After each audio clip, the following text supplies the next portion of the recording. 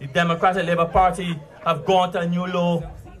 Just before this election kicked off, Mr. Stewart stood up in the paper and said, my platform will be clean, but I don't know. Mr. Stewart, what does I don't know mean? Does it mean that you're going to reduce yourself and this country to cursing? Is that what it means, Mr. Stewart? So Michael Ashley has a lot to account for. I could remember when they were coming in, they said the Minister of Agriculture at the time, Mr. Bain, he said that anybody with an acre of land will not get approval. Mr. Lashley, Mr. Bain, tell me about Henley. Tell me about Wakefield. Tell me about Poole. Call some more for me, St. John people. Tell me the lands that the Democratic Labour Party is going to cut up now, take out of agriculture and put into housing. Tell me about it, St. John. There are lands in this constituency that you can use.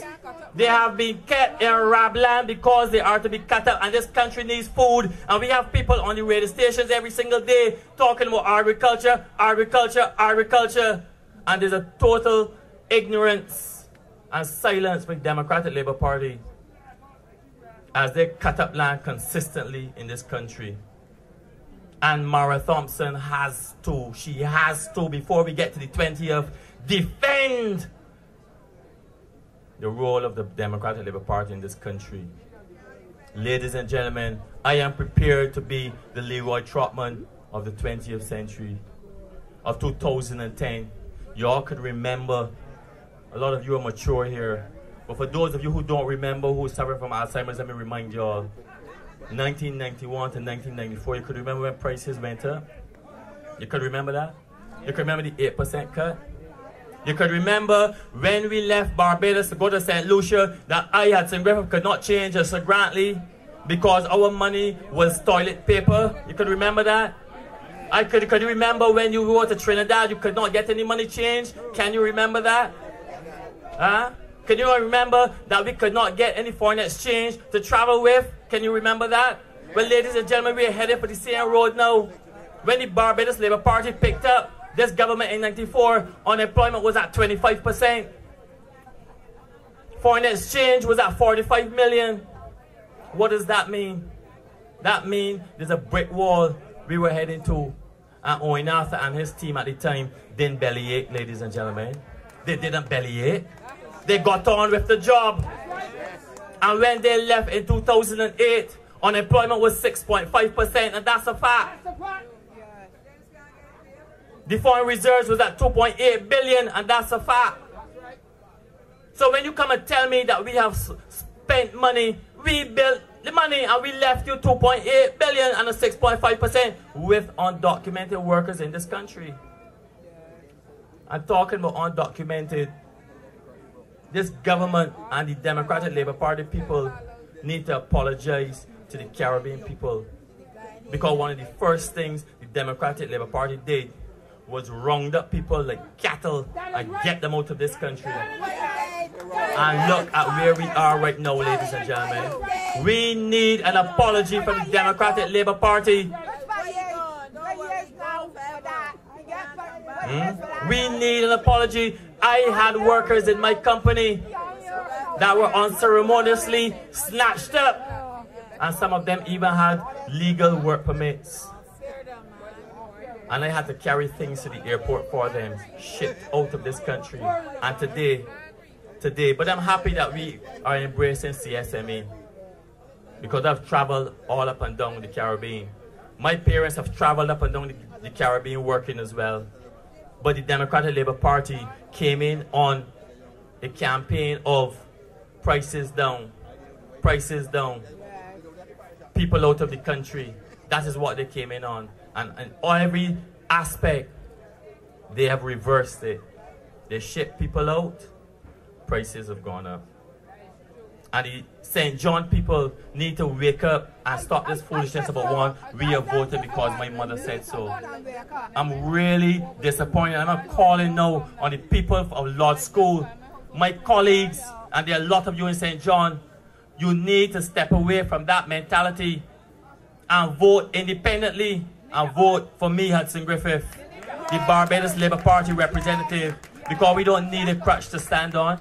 We just need to get back this government and put people to work. People can't eat now. They can't pay bills. They can't live. They're losing the house. They're losing the cars. They're losing everything. And we are now heading to the same road that where we were in 1991, 1994. And we need to start in March. And the march has to start in here, St. John. Leroy Trotman did it with 20,000 people. I'm going to do it with 8,000 people in St. John. They cannot go past the general election, ladies and gentlemen. And that mood and move must start in St. John on the 20th. And I need you, the people of St. John, who did not vote before, who figured that your vote does not count, to come out and vote one. I need you, the people who have qualified at the age now to vote, come out and vote two. I need the Barbados Labour Party people who voted before to continue to vote, because you start with one step. And finally, I need the Democratic Labour Party to switch. Switch. That's what it is. Because the Barbados Labour Party must get in power. This 52 years must be broken. And I, Hudson Griffith, will break it.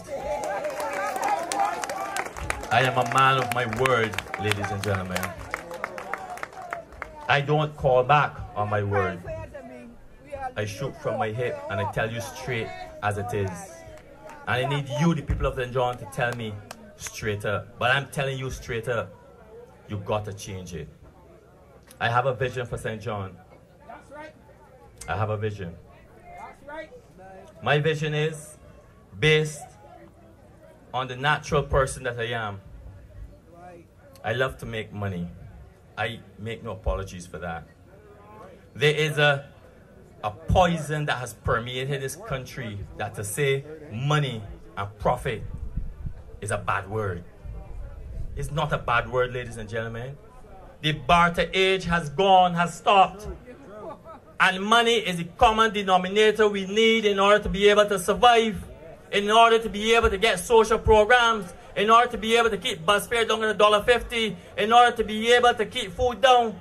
We need money. So you have to create money. And this government is economically impotent. They're sterile. They do not know how to make money. Every last one of them do not know how to make money in this country. All they know to do is spend.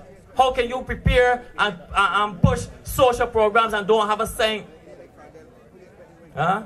You need money to be able to keep social programs going on. So my vision is based on the generation of income. It's also based on a social program. And I'm going to explain or put out the social program first. The social program, ladies and gentlemen, based on discussion with the people of St. John, there is a need for an old people's home in St. John. That I cannot talk to you in any great detail. It will have to sit and deal with Mr. Oinafa and his team. Recreation. Gall Hill is supposed to be the Mecca of St. John, so they say. I am prepared, based on discussions again, to place a playing field similar to Gall Hill and its facilities in the vicinity of Sherburne and Wakefield. This came up as a result of discussion with the guys in Edgecliff, Sherburne, Henley. So that field will act as a semicircle in that area. So you have a playing field, you have a hard court, you have a pavilion. So Henley, Cherry Grove, Wakefield, Malvern, Edgecliff, Hattersall, and Venture, sorry, they will utilize that area for now. Eventually, because the Barbados Labour Party is going to hold this seat for 52 years, We will be able to give each constituency a small court or small playing field taken on discussion.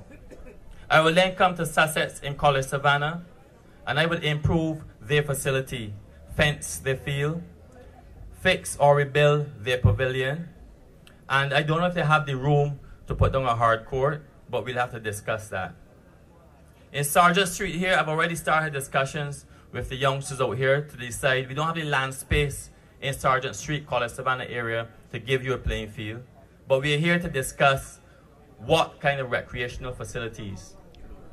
And Tyrone Power, the playing field, the playing area you see there, Tyrone Power created that. So I would like to build on that, and of course I will have to approach College Savannah, Codrington College, sorry, to discuss that. That would take care of the social and recreational facilities for now. Commercial. I want to go to, I'm proposing that 4 roads be upgraded to a commercial facility. And that is, I propose that a small industrial area be placed in Gall Hill. The reason for that is that with an industrial area, a lot of the young ladies across St. John would not have to spend $10 a day. They will just be able to go to the industrial area for those of the people who need work. So you can either get a ride there, you can walk there, but you'll be paying 1 bus fare. It will create employment within St. John. Got 4 roads. Right, sorry, got 4 roads, thank you. The gas station, which now closes at 7 o'clock, and I can bet you if we pass there now, well, it's all 10:14, it would have already closed. But increase the facility of the gas station, increase the commercial area within St. John, attract and ask the Ministry of Agriculture, because St. John is an agricultural constituency, ask the Ministry of Agriculture to place an office in 4 roads, which will accommodate the farmers that are all down here, to be, instead of going to Graham Hall, they can go there. The people from St. George could come up to St. John and, and generate a mode of commerce within St. John. Edgecliff, we will be able to do some food and sell some things along the way.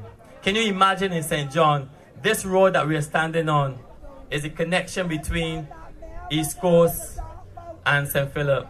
And there's nobody along this road tries to take a tourist dollar. No nuts, no corn, no fruits, no apples, nothing. So I want to be able to revive St. John to commercial activity. And that's part of my vision, ladies and gentlemen. From there, we can move. What I'm doing in St. John, I turn St. John now into a place of employment. I turn St. John into an area where people just don't go to sleep at 5 and 6 o'clock. No disrespect, ladies and gentlemen. But that's a fact which cannot be disputed. So people then start to feel good about themselves. Of course, all the roads that were done will be continued, which is a national program. These, ladies and gentlemen, is part of my vision. On top of that, I want to assure the people of St. John that I'm here to represent you in the by-election, the general election, the general election, and the general election. Hudson Griffith isn't going anywhere. Ladies and gentlemen, a vote for Hudson is a vote for truth. A vote for Hudson is a vote for representation. A vote for Hudson is a vote for the Barbados Labour Party regaining the government. A vote for Hudson is a vote for bringing hope. BLP, better living and progress. Give me 2 years and I will earn the next 5. I am your humble servant. Thank you.